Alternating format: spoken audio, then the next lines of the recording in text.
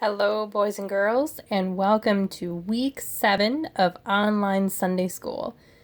We're going to try something just a little bit different today so you can probably see the instructions and the books a little bit easier than if I were to just show you while I was in selfie mode.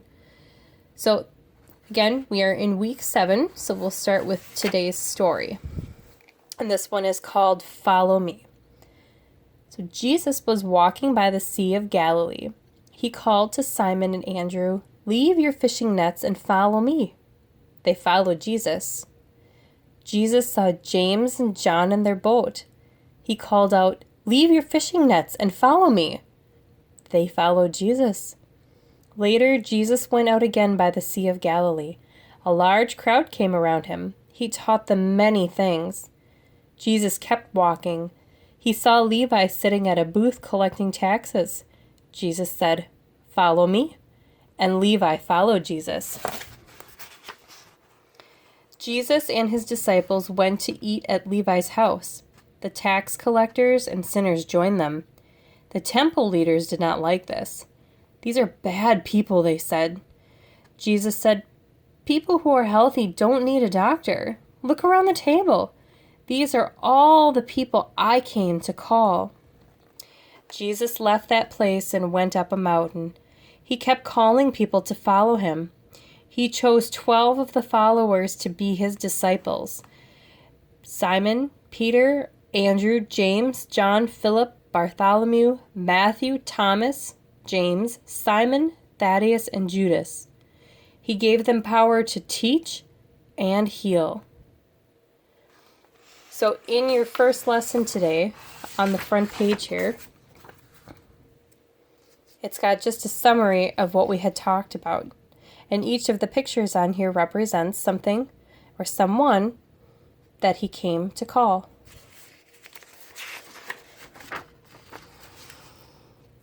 So, just like we would follow Jesus, we want you to follow him through the maze. And each one of these pictures, if you go back to the front of the page or the front of the story, it has names on here about who he called to follow. Each of the pictures that are in the maze here represent one of the people that he chose to call. So as you go through here and you look at these follow me's, think about, who was that? Where was that in the story? What were they doing?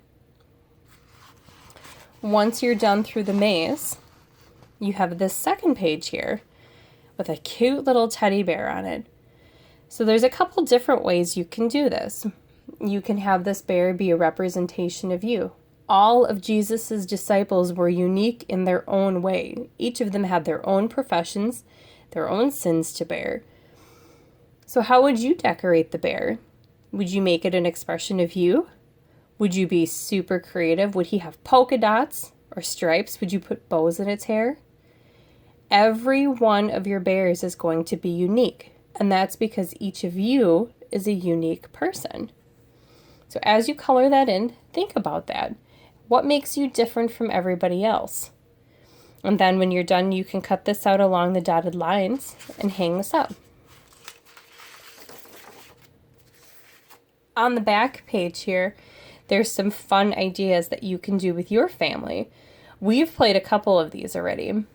So the first one is follow the leader. And I'm sure some of you have already played that in your gym class or at school, or maybe you've played it with your family. Our favorite family game is Simon Says.